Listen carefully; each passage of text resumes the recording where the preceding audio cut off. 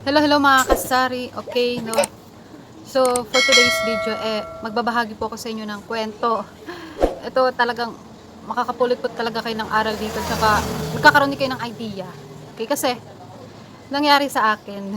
Kukwento ko sa inyo para po maging aware din kayo na kapag pumunta po sa inyong sari-sari store, yung ganitong senaryo, at least alam nyo na po. Ayan, no, at least alam nyo na po yung gagawin ninyo kapag na-experience nyo or nangyari sa inyong sari-sari store. Okay? In my case, na-scam po ako.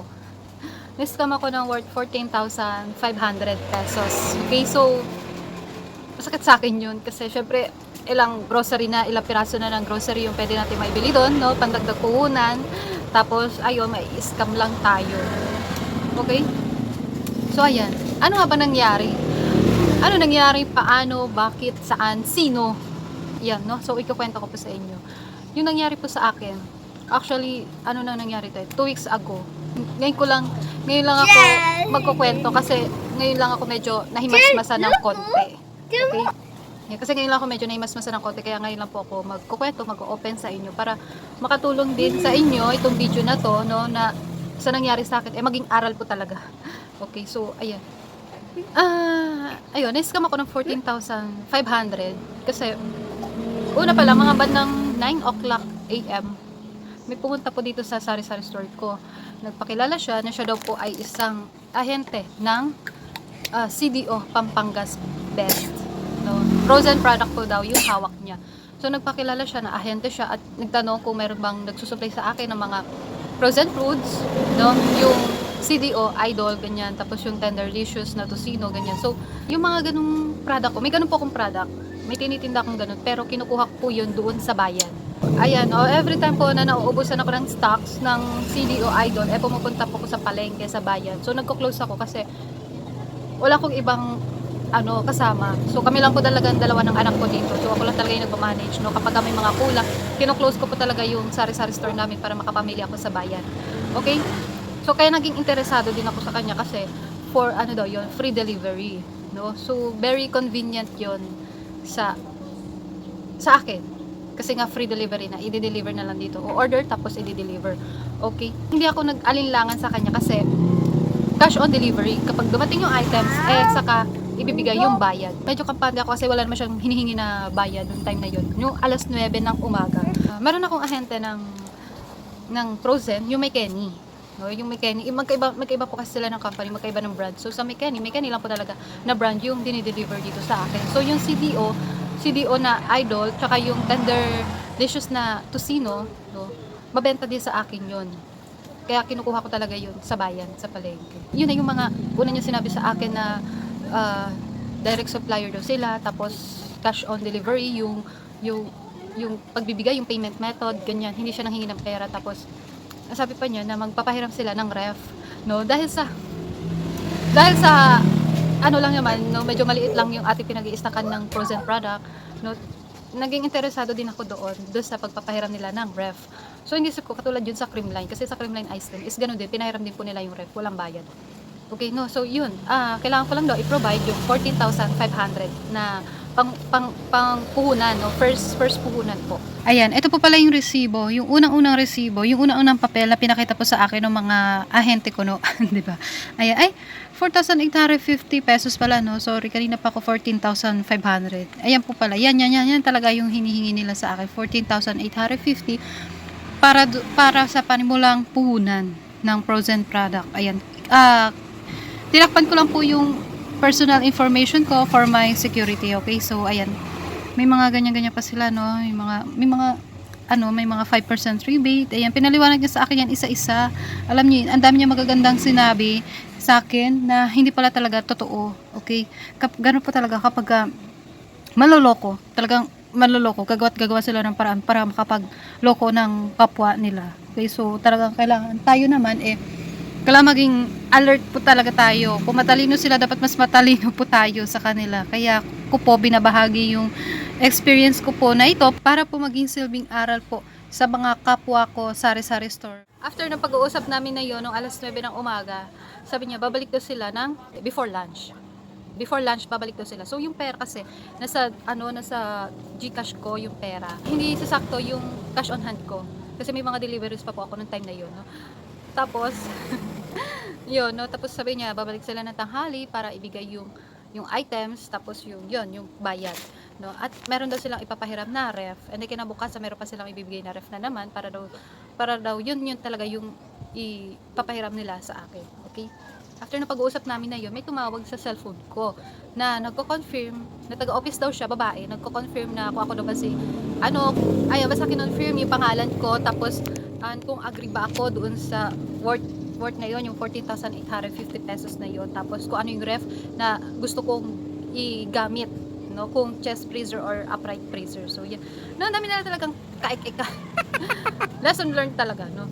And then after nun, bumalik na nga po sila, no, before lunch. So ako talagang aligaga, tapos hindi pa nakakain, gutom, pagod, kasi lumabas pa ako na para mag-withdraw, tapos naghahabol ako ng oras kasi nga baka bumaliktas sila na before lunch, tapos wala kami dito sa tindahan, wala silang maabutan, no. Talagang super ko noon. Sabi ko naman sa kanya, yung sa lalaki, pwede bang bukas na lang ako mag-decide, no? Kasi kakausapin ko pa yung asawa ko sa cellphone kasi nasa Maynila siya. Pwede bang bukas na lang ako mag-decide kasi kakausapin ko pa yung asawa ko. Sabi nung ahente na yon, sabi niya kailangan mag-decide kasi na first slot daw yun kapag naubos or kapag may nakakuha na ng slot na yon for today, may papasa na nila sa iba. Okay, so ako talagang ginrab ko na, 'di ba? Kasi sayang din pang dagdag income ganyan, tapos free delivery pa. Very convenient sa akin. Okay, tsaka meron pa silang ipapahiram na ref, no? So talagang mabulaklak yung mga sinasabi nila, kaya napapayag nila ako. And then after na bumalik sila ng before lunch, no, wala pa akong kain, hindi pa ako nakakain nun kasi ang dami kong inasikaso, tapos may mga bumibili. Okay, so kaya hindi ako nakakain, wala talagang talagang gutom ako nun. Kaya wag po tayo magpapagutom. Ayan, no, para makapag-desisyon po tayo ng maayos. Isa talaga yan, lesson learned talaga, no. So bumalik sila, dalawa na sila bumalik kasi may bitbit na silang items, naka-styrofoam po yun. Bitbit nila yung items na yon. So sabi nila ito na yung items, no, at saka ito na yung mga kailangan mong bayaran, 14,850, ganyan. No, ang dami niya sinasabi, basta yung dire-diretso yung sinasabi. Tapos sasabi sa customer, ayun pala, no, kapag dire-diretso yung sinasabi, at saka walang tigil, yung parang pag-iisipin ka ng pag-iisipin, no, talagang yun na yun. Scammer na yun. No, tapos ayun, pinakita niya sa akin ito ulit yung resibo na to habang nagta-transact kami.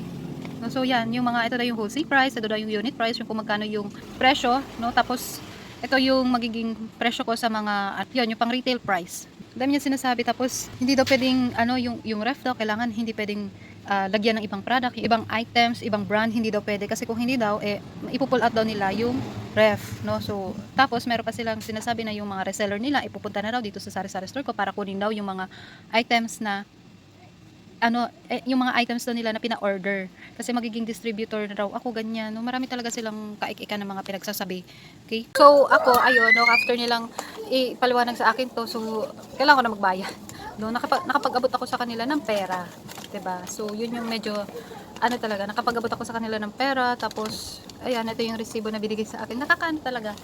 Tapos yung items, tinuturo lang nila yung items. Ito yung items, naka-styrofoam, tapos kasi yun daw yung unang items na i-deliver nila. So meron pang susunod na items na ibibigay sila maya-maya lang kasi yung mga items daw na yun na naka-styrofoam is para daw sa mga reseller, yung mga nag-order ng mga taga doon na medyo kasi to pabundok.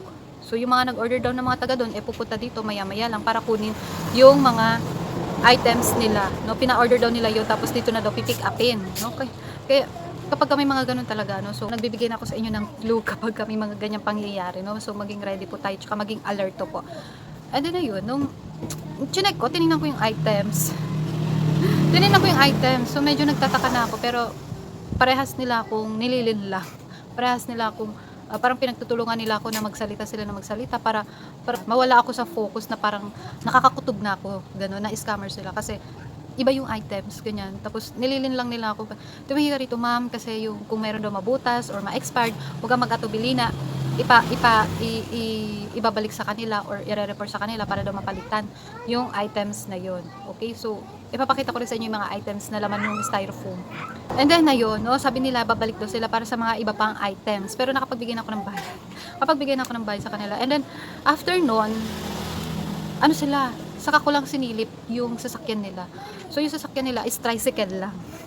Kasi yung tricycle nila doon nakaparada, medyo malayo. Pagtingin ko, sinundan ko sila. Tingin ko, naka-tricycle lang pala sila. So talagang ano na ako na, shit, scammer to.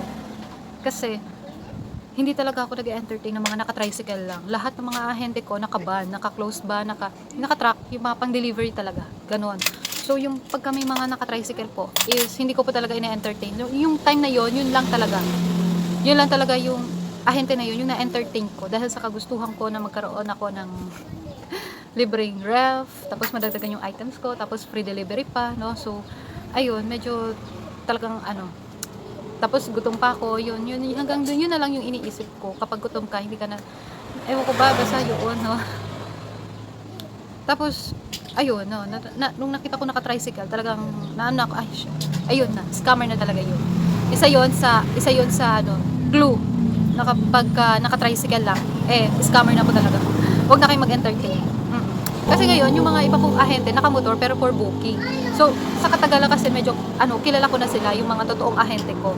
Pero pag yung mga baguhan dyan, yung mga naka-tricycle, hindi ko yan ina-entertain. As in, hindi ko talaga ina-entertain. Yung time na yun lang talaga. Kung bakit ko siya na-entertain. After no, may tumatawag pa rin sa akin, yung cellphone number, yung kung sino yung tumawag sa akin na nag-confirm na kung ako nga yung client nila na maging reseller or magiging distributor ng items nila, no? Siya rin yung tumatawag sa akin ng hihingi pa ng pantagdag na 6,000, 6,000, no? So from 14,850 tapos nagpapadagdag pa sila ng 6,000 para doon. At so ayun, nung tumatawag siya sa akin na kailangan ko daw padala through Paymaya daw na worth 6,000 pesos daw para daw sa ref for registration fee daw ng ref. No? So magiging 20,000. Ako nako, hindi na ako nag sa kanya kasi alam ko na scammer, kaya sabi ko akala ko libre. Sabi niya hindi daw kasi daw may may registration fee daw yon, registration fee. Sabi ko, kinakabahan na ako noon. Gusto ko pabalikin yung dalawang lalaki tapos ipapadampot ko na sila sa police, no.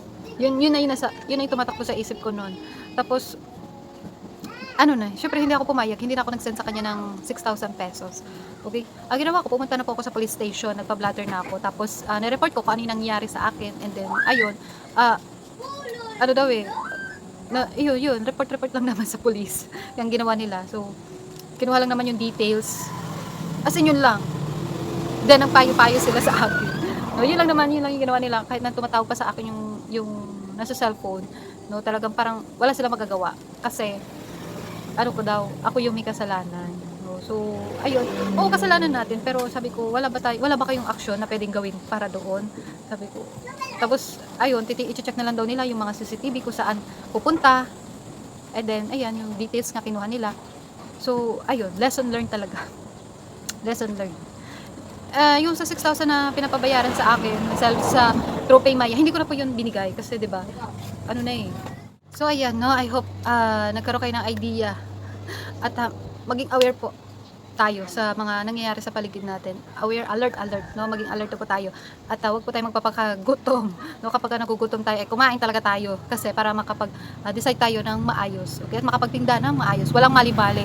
So yan, no, hanggang dito na lamang po. I hope may natutunan po kayo sa video ko.